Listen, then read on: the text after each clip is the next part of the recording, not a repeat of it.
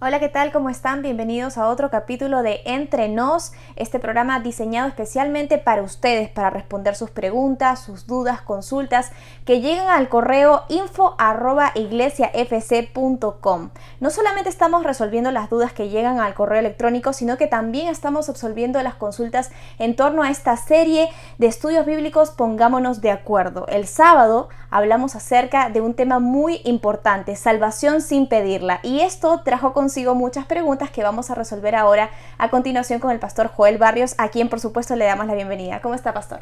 Muy bien, muchas gracias, un gusto de poder estar contigo, Karen, y con toda la audiencia de Entre Nos. Y bueno, en este momento preparados para contestar preguntas, pero quiero aclarar que esto es una plataforma de diálogo. O sea, yo no tengo la verdad está en la Biblia, la interpretamos y podemos llegar a conclusiones diferentes, pero lo importante es que nosotros en oración estudiemos por nosotros mismos la Biblia y le pidamos a Dios sabiduría. Y posiblemente ustedes lleguen a conclusiones diferentes a lo que yo llego, o puede ser que nos encontremos en una misma conclusión, o puede ser que ustedes también me enseñen a mí o nos enseñen a nosotros algo que no habíamos visto. Y por eso no lo tomen como dogma, esto simplemente es una plataforma de diálogo. Así es, pastor. Y vamos a empezar pidiendo la dirección del Espíritu Santo para poder absolver todas estas preguntas. Vamos a orar. Padre nuestro que estás en las alturas de los cielos, Señor, te damos gracias por todas las personas que nos han contactado, Señor, a través de las redes sociales, a través del correo electrónico. Gracias, Señor, por esta serie de estudios bíblicos. Pongámonos de acuerdo, Señor, porque estamos estudiando a la luz de la Biblia, Señor, estos principios para relacionarnos mejor contigo y con nuestro prójimo, Señor. Permite que tu Santo Espíritu pueda impresionar nuestras mentes, en especial la mente del pastor Joel, y que podamos, Señor, dialogar y llegar a consenso, Señor, pero por encima de todo, Señor, que tu nombre sea exaltado. Quédate con nosotros en el nombre de Jesús. Amén. Amén. Pastor, tenemos la primera pregunta que dice: ¿no debemos primero arrepentirnos para recibir la salvación? El día sábado estábamos hablando acerca de esta temática en donde usted decía que nosotros hemos sido predestinados para salvación y la misma Biblia lo dice también. Sí, ahora, el arrepentimiento, la Biblia da a entender que es un don, un regalo de Dios. O sea, que yo no es que me tengo que arrepentir para que Dios me perdone, sino que yo tengo que ir a Dios, y cuando estoy con Dios, la presencia de Dios me da perdón y Él me da arrepentimiento. ¿Qué es arrepentimiento? Arrepentimiento en la Biblia significa cambio de mente. Tiene que ver con que el arrepentimiento es verme diferente a mí, diferente a lo que yo soy, y reconocer qué es lo malo que está en mí, y es reconocer también quién es Dios. Eso es arrepentimiento. Cuando el pecado entra en nuestra vida, se cambia nuestra visión de Dios y se cambia nuestra visión de nosotros mismos. Entonces, cuando nosotros vamos a Dios, la Biblia nos dice que nosotros debemos buscar a Dios. Es una decisión. Yo decido buscar a Dios, y cuando estoy en la presencia de Dios, entonces Dios me da arrepentimiento como una respuesta o como una consecuencia de haberlo buscado. Y por eso yo no tengo que esperar a estar arrepentido para ir a Dios, sino que primero tengo que ir a Dios y Él me da el arrepentimiento. Y por eso muchas veces decimos el arrepentimiento no puede ser un obstáculo entre Dios y nosotros. No, porque hay gente que dice, yo no siento nada, así que no me acerco a Dios porque hasta que no sienta no me acerco. No, tú sabes que te conviene acercarte a Dios, tomas la decisión de acercarte y en la presencia de Dios, Dios te da el arrepentimiento. Y por supuesto, con el arrepentimiento te da el perdón, pero no es que es la condición para ser perdonado que yo tengo que tener el arrepentimiento, sino que cuando yo voy a Dios, ahí recibo el perdón y recibo el arrepentimiento. Y eso también se demuestra en el Edén, porque cuando Adán y Eva pecan, ellos no, en el primer momento no se arrepienten, y sin embargo ya había de por medio un plan de salvación. Uh-huh. Exacto. O sea, Dios la salvación ya la tiene, o sea, está preparada. Es como un barco que tiene salvavidas. Si el barco se hunde, están los barcos salvavidas. O sea, no es que ahí se empieza a fabricar los salvavidas para darle a cada persona que se está ahogando. No, antes incluso cuando el barco se empieza a hundir, ya se le entrega un salvavidas a cada uno. Entonces lo mismo pasa con el plan de salvación. La Biblia dice que el plan de salvación ya estaba preparado desde la eternidad. Ni bien Adán y Eva pecan, es como cuando uno va en un avión, que ni bien el avión se descompensa, bajan las cámaras de oxígeno sin que nadie las pida. Simplemente es automático, que se descompensa el avión y bajan las cámaras de oxígeno. Entonces, o las máscaras de oxígeno. Entonces lo mismo pasa con la salvación. Adán y Eva cayeron y la salvación vino. Porque si no, Adán y Eva tendrían que haber sido destruidos en el acto. Pero allí mismo comienza la intercesión de Jesús, sin que incluso Adán y Eva lo hayan pedido.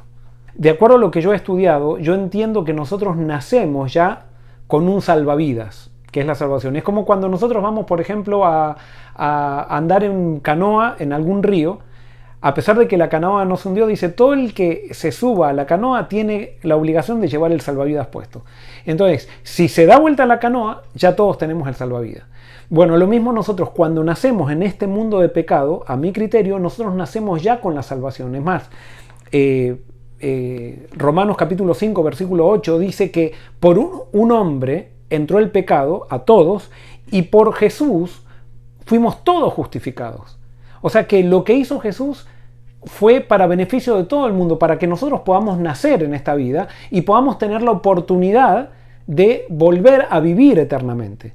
Pero entonces, cuando nosotros nacemos con un salvavidas. Si nosotros queremos, nos quitamos el salvavidas. Pero mientras permanezcamos con el salvavidas y no rechacemos el salvavidas, entonces vamos a estar salvos y estamos asegurados para salvación. Nada más que hay gente que nace sin saber que tiene el salvavidas y piensa que el salvavidas lo tiene por derecho y no, tiene que reconocer que el salvavidas fue dado como un regalo. Entonces, cuando una persona acepta que ese salvavidas es de Dios, a ello le llamo el sellamiento, y se somete a Dios, entonces ahí ya queda la persona sellada para salvación. Eso es recibir el bautismo de la plenitud del Espíritu y ya quedamos sellados para salvación. A propósito de esa acotación, hay una pregunta que dice, una vez sellado, una vez salvo. ¿No es lo mismo que decir una vez salvo, siempre salvo? No, porque una vez salvo, siempre salvo quiere decir que si yo nazco con la salvación no me puedo perder. Sin embargo, la Biblia dice, a mi criterio, nosotros nacemos con la salvación, pero podemos rechazar la salvación. Podemos rechazarla en algún momento. Entonces, yo lo que creo es que nosotros nacemos, yo lo prediqué el sábado, nacemos en un compromiso con Cristo, pero no nacemos casados con Cristo.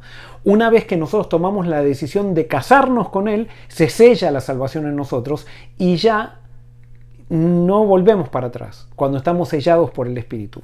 ¿Cómo le explico esto? Ustedes, si yo les hago una pregunta a ustedes, ¿cuántos discípulos traicionaron a Jesús? Si les pregunto eso a ustedes. Y te pregunto a Karen, ¿cuántos discípulos traicionaron a Jesús? Todos. Muy bien, todos, sí. Todos diríamos solo. Judas, diríamos Pedro, no, todos traicionaron a Jesús. ¿Y cuántos lo rechazaron totalmente? Solo uno. Bueno, uno, Judas. Ahora, por lo que nosotros vemos en Juan capítulo 6, también dice que Jesús tenía muchos discípulos, pero cuando Jesús comenzó a predicar que Él era el pan de vida, que había que comerlo, y eso a los judíos le cayó mal, también a algunos discípulos le cayó mal. Y Juan capítulo 6 dice que desde ahí muchos discípulos lo dejaron a Jesús. Y Jesús fue tanto que lo dejaron que dice que Jesús a los 12 discípulos le dijo, ¿ustedes también quieren irse? Y Jesús les dio la libertad. Si quieren irse, están libres de irse. Pero ellos dijeron, no. ¿A quién iremos? Y ahí salió Pedro diciendo que Jesús era el Mesías y que Él era el Hijo de Dios. Bueno, ¿cuántos discípulos rechazaron a Jesús? ¿O traicionaron a Jesús? Todos. Ahora, yo les hago una pregunta. ¿Cuántos apóstoles dejaron a Jesús? Karen, ¿cuántos apóstoles traicionaron a Jesús o cuántos apóstoles dejaron a Jesús? Ninguno. Ninguno. ¿Por qué ningún apóstol?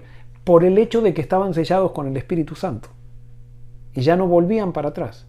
Entonces alguien puede decir, ¿pero esto cómo es? Y yo les digo, nosotros hemos enseñado, y esto, que los 144.000, una vez que son sellados, ya no vuelven para atrás. Y nosotros enseñamos que el Evangelio es un Evangelio eterno y que la forma de salvarse es la misma siempre. Entonces no puede ser que los 144.000, una vez que son sellados, ya no vuelven para atrás, pero una persona del pasado que es sellada sí puede volver para atrás. Entonces quiere decir que la salvación de los 144.000 es diferente a la salvación que tuvieron todo el mundo hasta los 144.000. Y la Biblia, el mismo Apocalipsis, nos dice que el Evangelio es eterno, que la manera de salvarnos ha sido la misma siempre. Y por lo tanto, si los 144.000, una vez sellados, no vuelven para atrás, todos nosotros, aunque no seamos parte de los 144.000 y porque muramos antes, si somos sellados, no volvemos para atrás. Ahora, ¿cómo podemos saber nosotros? ¿Hay manera de darnos cuenta que hemos recibido ese sello que es el Espíritu Santo? Yo creo que sí, el hecho de que amamos a Dios y comprendemos el carácter de Dios. O sea, a ver, ¿cómo lo puedo explicar esto? A nosotros nos cuesta someternos a Dios. ¿Por qué te cuesta someterte a Dios? Porque tienes tergiversada, y a mí también me pasa, tenemos tergiversada la imagen de Dios. Si a ti te dicen, tienes que ser fiel a Hitler, ¿Cómo te resulta esa fidelidad? ¿Te saldría natural esa fidelidad? No, porque sí, Hitler era un tirano. Pero hubo mucha gente que fue fiel a Hitler por miedo. Y esa gente que era fiel a Hitler por miedo en cualquier momento lo podía traicionar a Hitler. Porque así es la cosa cuando hacemos las cosas con miedo. Pero cuando nosotros descubrimos que Dios no es Hitler y descubrimos a Dios a través de Jesús y descubrimos que realmente Dios es amor, ya es que no queremos volver para atrás. No vamos a volver para atrás cuando descubrimos al verdadero Dios. Porque ¿quién quiere dejar a alguien que lo ama tanto? Nadie. Ya sería un acto de estupideces. O sea, pero la estupidez no está en el hecho de que nosotros dejamos a Dios. Dicen, los jóvenes dejan a Dios. El problema con los jóvenes es que tienen tergiversado el carácter de Dios. El problema de los adultos es que tenemos tergiversado el carácter de Dios. ¿Y qué sería el sellamiento? El sellamiento se da cuando nosotros entendemos quién es Dios a través de Jesús. Cuando nosotros reconocemos que Jesús, el que vino ese judío de Palestina que caminó aquí hace 2000 años, nos vino a mostrar quién es Dios. Y cuando identificamos la imagen de Jesús con la imagen de Dios el Padre y creemos en esa imagen y la asimilamos esa imagen, somos sellados por el Espíritu Santo y ya no podemos volver para atrás. Eso no quiere decir que no nos vamos a equivocar, como los apóstoles se equivocaban, pero eso quiere decir que no tenemos deslealtad para con Dios. Ya sabemos que con Dios vamos a estar siempre, aunque, o sea, puede ser que por debilidad por ahí nos equivoquemos y eso, pero queremos estar con Dios para siempre. Y Dios nos va a mantener en esa decisión, porque no es que yo me mantengo en esa decisión, sino que es el Dios de amor que me hace mantener en esa decisión.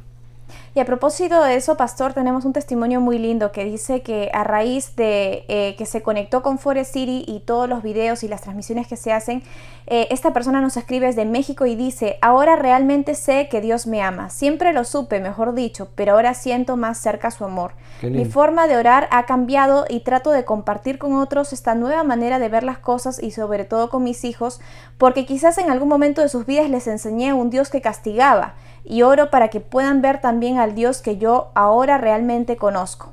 Mi esposo y yo platicábamos de los conceptos que ya teníamos y que se han reafirmado con los mensajes de Forest City, y vemos que Dios está levantando un movimiento y queremos ser parte de él. Y eso es justo lo que usted decía, pastor, ¿no? Que a medida que uno conoce a Dios y se relaciona con él, el amor de Dios es tan grande por nosotros que nos atrae hacia él todo el tiempo, y ya no lo vemos como un Dios que castiga. Y me encanta el testimonio que nos llega desde México, porque ha empezado a conocer a un nuevo Jesús, y esto va a tener sin duda una repercusión también en su familia. Qué lindo, realmente a nosotros a mí por lo menos se me pone la piel de gallina cuando escucho estos testimonios, y Dios nos está dando la oportunidad de escuchar estos testimonios semanalmente de gente que escribe contando lo que está haciendo la revelación de Cristo en sus vidas, y gloria a Dios por esto.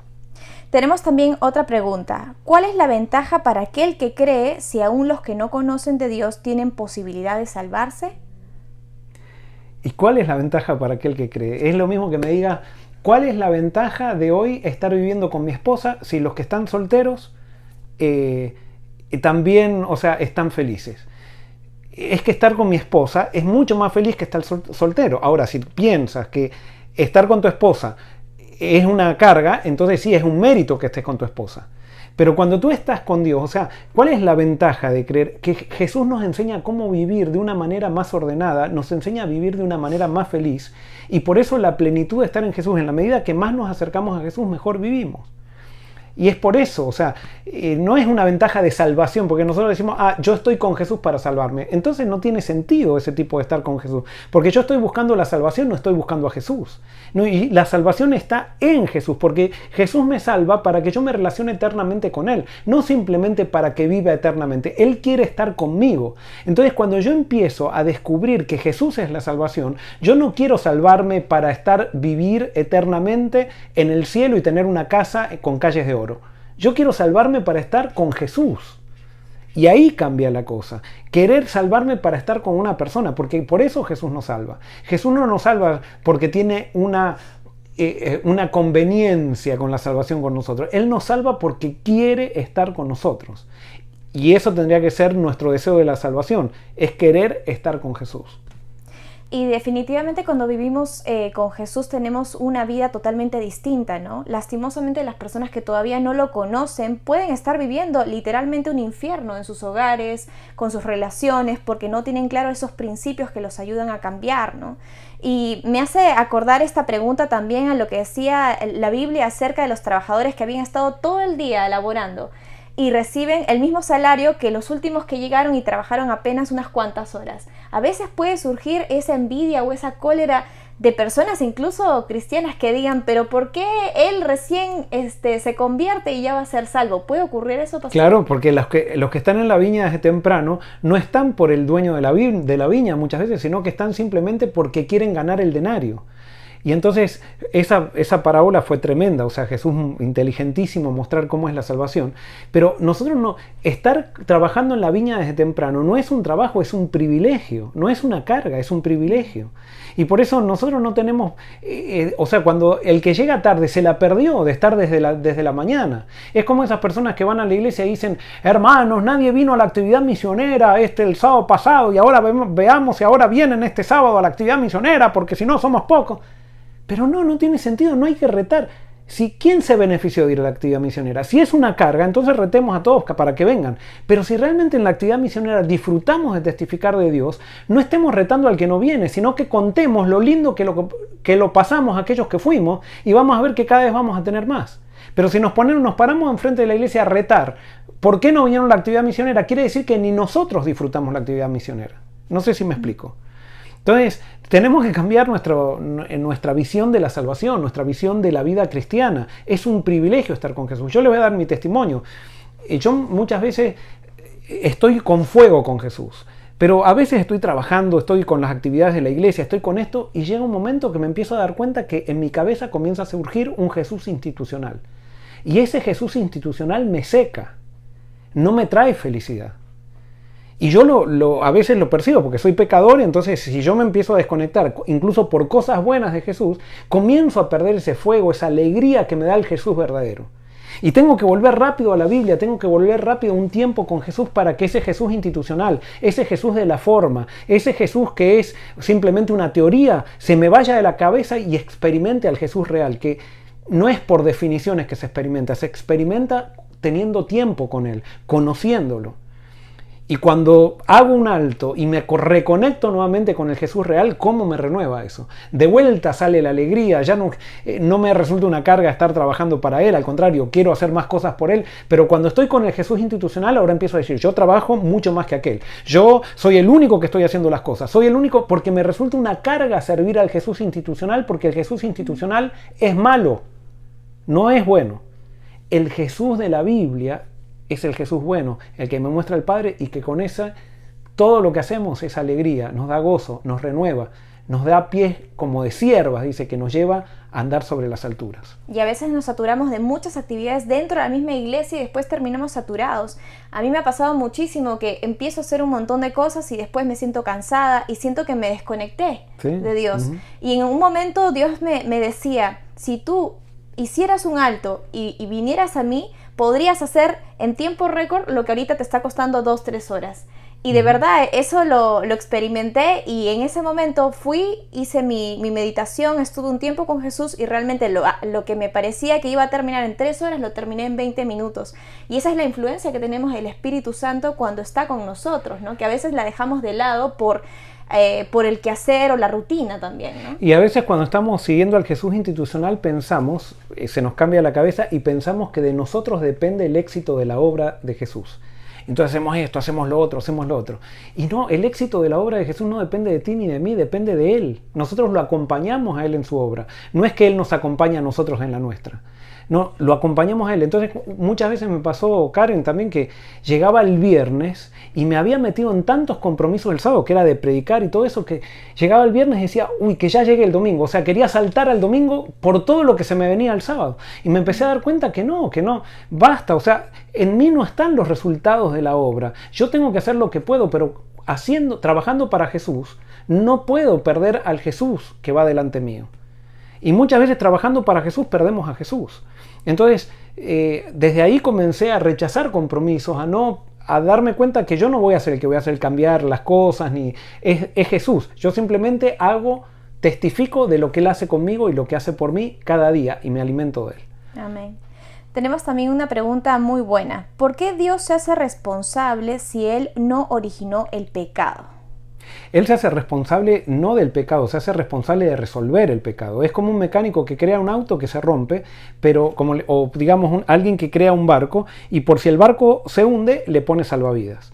Y Él se hace responsable de la creación de su barco. Dios no provoca el pecado. El pecado es el resultado de la libertad que Dios nos dio. Pero como Dios nos dio esa libertad, y en libertad es la única manera que podemos ser individuos, si no seríamos robots. Y por eso esto, más allá de ahí, mi mente no puede ir. O sea, no hay otra opción de que solamente en libertad crece el amor. Y en amor hay relación. Entonces, Dios nos creó dentro de esa premisa, dentro de esas leyes universales, por lo tanto Él se hace responsable de mi salvación también, porque Él es el creador. Y por ejemplo, cuando Adán y Eva cayeron, ellos no eligieron, o sea, sí eligieron caer, pero no eligieron vivir en un mundo donde iba a estar Satanás. Entonces Dios se hace responsable. Yo no elegí nacer en este mundo de pecado. Hay millones de mundos y podría haber nacido en otro mundo, pero nací acá. Dios se hace responsable de eso también. Y me encanta eso, porque entonces quiere decir que hay solución y que tenemos asegurada la victoria. Si no, cae todo sobre nuestros hombros. Y justamente la Biblia, el mensaje de la Biblia es hacernos entender que la salvación nuestra está sobre los hombros de Dios, no sobre nuestros hombros. Nosotros solamente debemos no rechazarla, lo que ya Cristo nos ofreció gratuitamente. Uh-huh.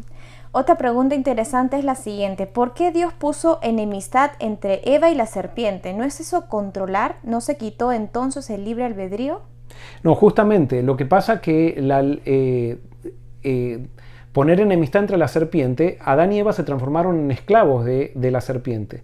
Cuando ellos fueron engañados por la serpiente. Ellos, si bien Eva tomó una decisión, pero Eva fue engañada. Y entonces, gracias a lo que Jesús iba a hacer por la humanidad, Dios nuevamente, a pesar de que habían quedado esclavos de Satanás, Dios le da una semilla de libertad a Adán y Eva para que puedan decidir nuevamente. Y es gracias a eso que podemos tener vida eterna. Y eso es un regalo que Dios nos dio. Esa es la gracia. La gracia no es controladora. Si Dios controlaría, nos daría una semilla en la cual nosotros ya no podemos decidir más nada.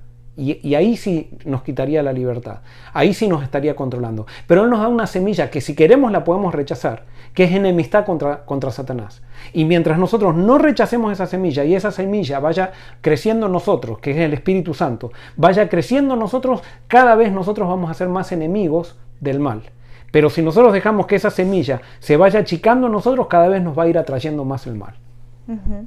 Aquí hay una pregunta para entre nos. Dice lo siguiente: como un estudiante de la Biblia, vimos el texto de que no hay que quitar ni agregar nada a los escritos sagrados. Ella tiene una versión de la Biblia distinta que tiene más libros. Y me pregunta, de mi Reina Valera, ¿vos le sacaste libros? Yo le contesté, ¿o vos le agregaste? ¿Cómo quedamos entonces? ¿Con qué base o respaldo le digo que en la suya se agregaron? Lo que pasa es que en la Biblia en ningún lado dice que no podemos sacar ni agregar nada de la Biblia. Dice en el Apocalipsis, dice el que quite de esto y añada de esto, y está hablando del libro de Apocalipsis. Con esto no estoy diciendo que tenemos que agregar cosas a la Biblia ni nada, pero la Biblia simplemente son 66 libros de profetas que escribieron y la iglesia en algún momento, primero la iglesia del Antiguo Testamento, en algún momento dijeron estos libros son los libros que creemos que hacen sentido y que fueron inspirados por Dios, y lo confirmaron. Eso es el Antiguo Testamento. Y después en el Nuevo Testamento la iglesia también, naturalmente por las cartas que escribían Pablo, los discípulos dijeron, vamos a hacer que estos libros sean reglas de aquellos que estuvieron en la época de Jesús y que caminaron con Jesús y del apóstol Pablo. Y entonces hicieron un canon, eso se llama el canon. Pero eso no quiere decir que no haya libros inspirados que estén fuera de la Biblia. Eso no quiere decir que Dios no inspiró a otras personas para escribir libros y que esos libros no sean inspirados. Lo que pasa es que la Biblia sí es el canon, es el patrón que ha regido a todos los cristianos, y nosotros tenemos que, como patrón, que es la Biblia, tenemos que analizar todo lo que vamos a agregar con el patrón de la Biblia. Sí, hay otros libros que se agregaron que son muy útiles. yo no puedo decir que no son inspirados, pero no forman parte del canon, se agregaron después. No forman parte de ese acuerdo que hizo la iglesia de decir, esta va a ser la regla que va a medir todos los otros profetas. Lo que Dios no quiere es que, por ejemplo, del libro de Apocalipsis y de los libros que dice, de esto no quiero que agreguen, lo que Dios no quiere es que cuando el Espíritu Santo habla y habla a través de un profeta, yo no le agregue, o sea, que yo crea eso. Ahora, también la Biblia me dice que yo debo probar a los profetas. Entonces, no todo aquel que dice profeta es profeta de Dios, porque la Biblia también habla de que hay profetas falsos. Entonces, esos libros que hay versiones de la Biblia que están agregados son libros muy útiles también y tendríamos que leerlos para ver si realmente concuerdan con la Biblia o no concuerdan con la Biblia. Correcto, pastor. Tenemos también otra consulta. Antes que nada les agradezco por el ministerio. Ha sido de mucha bendición para mí y cuando he escuchado las prédicas dije, ese es mi evangelio. Me impactó mucho y anhelo un ambiente espiritual como el de ustedes para poder descansar en el Señor. Quisiera saber su opinión sobre el deporte en el cristianismo, especialmente esos deportes con los cuales se hacen exhibiciones para entretenimiento de la gente. ¿Eso lo puede hacer un cristiano o es parte de un show? Muy bien, bueno, esa es una pregunta un poquito, ¿cómo puedo decir? Que tiene matices individuales, o sea, cada persona eso tiene que decidir qué es de Dios o no. Yo lo que veo, por ejemplo, en la Biblia, que Pablo utilizaba muchas veces ejemplos del deporte para ejemplificar la carrera cristiana. Sí, los deportes competitivos muchas veces se transforman como guerras. Y muchas veces las personas en los deportes competitivos no pueden amar. Y cuando una persona por jugar un deporte pierde el amor o justifica para que gane su equipo una falta o el daño a otra persona del equipo contrario, eso no es cristiano. No es cristiano. Yo no puedo decir que el deporte está en contra o a favor. Yo lo que sí puedo decir es que cuando alguien hace deporte tiene que hacerlo con el Espíritu de Cristo. Cuando alguien va... si quiere ir a un espectáculo deportivo, hay espectáculos y espectáculos. Hay espectáculos que realmente no nos acercan a Dios. Hay espectáculos deportivos que son familiares, que no hay un espíritu de rabia ni de... Eso, yo creo, y eso personalmente, creo que hasta Jesús podría haber ido quizás a un lugar así para incluso estar con la gente, porque Jesús iba donde estaba la gente, no para participar de lo que la gente hacía, pero Jesús le gustaba relacionarse con la gente en lo que la gente le gustaba hacer para llevarlos al reino de él. Entonces nosotros no podemos ir a meternos en un monasterio, eso no es bíblico. O sea, nosotros tenemos que vivir en este mundo, pero tenemos que analizar continuamente si lo que hacemos está bien o está mal. Por ejemplo, si tú eres hincha de un equipo y vas a la cancha y cuando el referee se equivoca, le empiezas a gritar malas palabras al referee, eso no es de Cristo. O sea, tú no puedes. Ahora, si vas a la cancha para ver qué habilidad tiene este jugador, que es muy bueno jugando o algo por el estilo, y no te agarra rabia entonces es diferente. Pero generalmente estos deportes se han transformado como una religión. Y si ustedes analizan, por ejemplo, un estadio de fútbol, se hace lo mismo que se hace en una iglesia. La gente se viste de una manera, con códigos para ir a ese lugar. Cantan himnos, están cantando, es interesante porque están cantando himnos todo el tiempo, o sea, y sin parar. Cantan, o sea, tienen horarios y llegan temprano. Yo me acuerdo cuando hubo una época que iba a jugar, iba con mi tío, íbamos a la cancha de fútbol y mi tío nos llevaba, el partido comenzaba a las 3 de la tarde y nosotros llegábamos a las 9 de la mañana a la cancha de fútbol. Wow. O sea, ¿por qué? Por el ansia de estar en primera plana y ver el partido de fútbol. ¿Por qué? Porque vibrábamos, teníamos pasión por eso. A medida que fui entregándome a Cristo, esa pasión que tenía por el fútbol la fui depositando en Cristo y me dio mucha más satisfacción que el fútbol. Es más, ya no voy a la cancha, pero de vez en cuando me gusta ver con mi hijo un partido de fútbol. Mi hijo juega al fútbol, pero cuando le enseño a mi hijo, le digo, tienes que ser un cristiano jugando al fútbol. Tienes que llevar a Cristo a tus partidos de fútbol y no hacer un full porque te van a hacer un gol. Si te van a hacer un gol y puedes sacarle la pelota, pero no vas a hacer un full para que no te hagan el gol. Tienes que aprender a perder y aprender a ganar. Y cuando ganas, no pisotear al otro, simplemente ganaste. Y no por eso transformar eso en una guerra. Yo me acuerdo un muchacho que le estaba dando estudios bíblicos que me decía, y esto lo van a entender los argentinos, me decía, Joel, yo no sé si me podré bautizar porque yo no puedo amar a las gallinas, porque él era de Boca, en Argentina, y a los de River le dicen gallinas. Y él me decía, yo no puedo amar a las gallinas, o sea, las odio. Y realmente las odiaba a las gallinas. Perdón, las odiaba a los de River. Y resulta que cuando él descubrió, fue avanzando más en el amor de Cristo, por supuesto se bautizó, y ahora ni va a una cancha, o sea, ni le interesa ir a una cancha. ¿Por qué? Porque esa pasión que nos daban las cosas de este mundo, ahora la tiene Cristo, pero no podemos decir es un pecado ir, está mal el que lo hace, no, cada uno está a su nivel. Y tenemos que ayudar a todos, tenemos que relacionarnos con todos donde están para llevarlos a donde Cristo quiere que estén. Amén. Y es interesante, pastor, porque usted hablaba mucho acerca de la actitud, ¿no? Que en diferentes escenarios se pone en manifiesto lo que hay en nuestro corazón, ¿no? Y el comentario aquí decía de que a veces estos deportes son como exhibiciones para entretener a la gente, pero también para competir.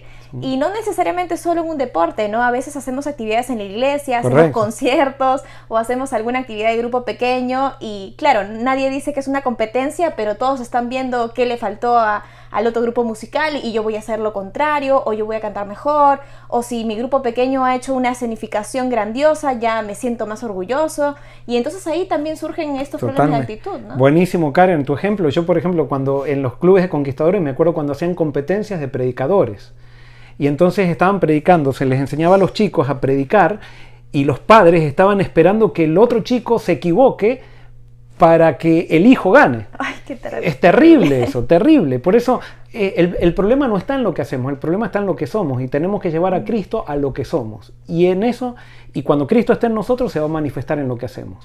Amén.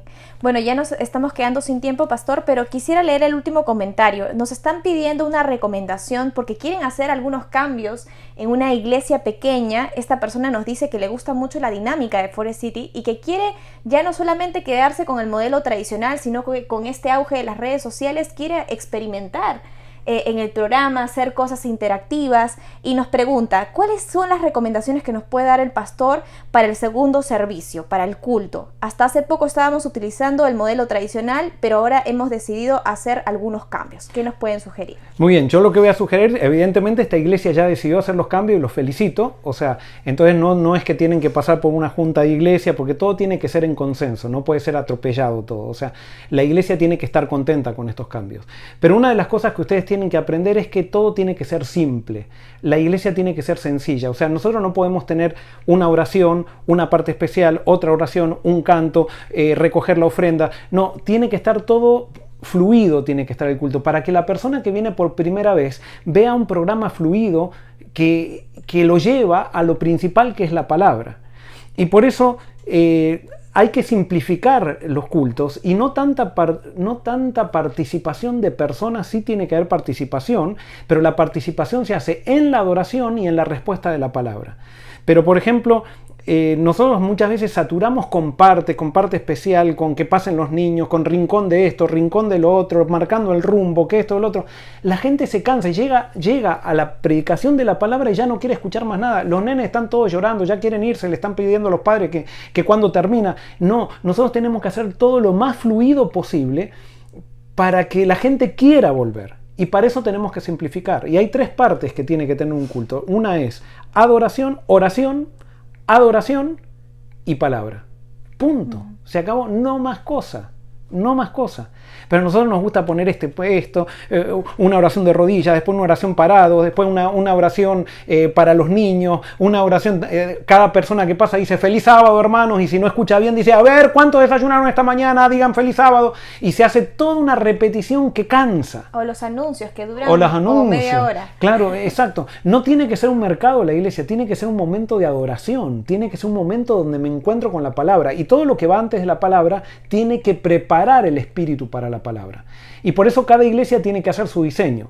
Nosotros hemos hecho nuestro diseño acá, que nos funciona gracias a Dios muy bien, pero cada iglesia tiene que hacer su diseño, y nos gustaría saber cuál es su diseño y ojalá que lo puedan compartir con nosotros también.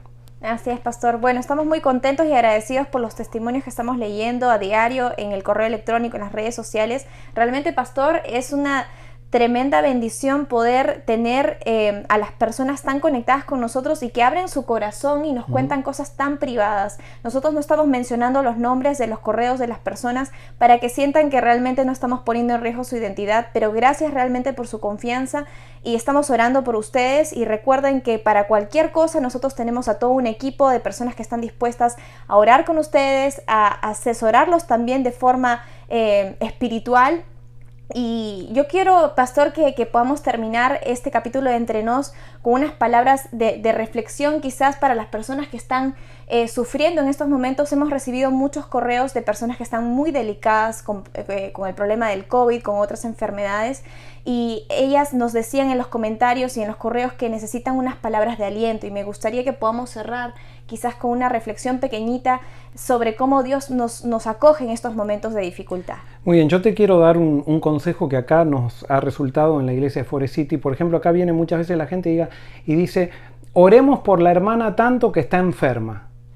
Y entonces le preguntamos, ¿pero tú llamaste a esa hermana para orar por ella y pedir las promesas de Dios que se cumplan en ella? No, oremos acá. No, si tú sabes que alguien está enfermo y lo puedes llamar, aunque no sea de tu iglesia, llámalo. Y llámalo con una promesa de la Biblia y ora pidiendo que la promesa de Dios se cumpla en su vida. No te imaginas la fuerza que eso le da a la persona que está padeciendo, la fuerza que te va a dar a ti también, y van a experimentar el poder de Dios. Pero a veces cuando oramos por personas que no se sabe que estamos orando por ellas, tenemos que tratar de buscar orar con las personas. Y Dios está allí. Solamente tenemos que pedir que se manifieste la presencia de Dios. Por supuesto, no sabemos qué es lo que Dios va a hacer, porque no le podemos dar órdenes a Dios y Dios sabe qué es lo mejor. Pero sí pedir la presencia de Dios, reclamar las promesas y agradecer porque esas promesas se van a cumplir cuando terminamos la oración.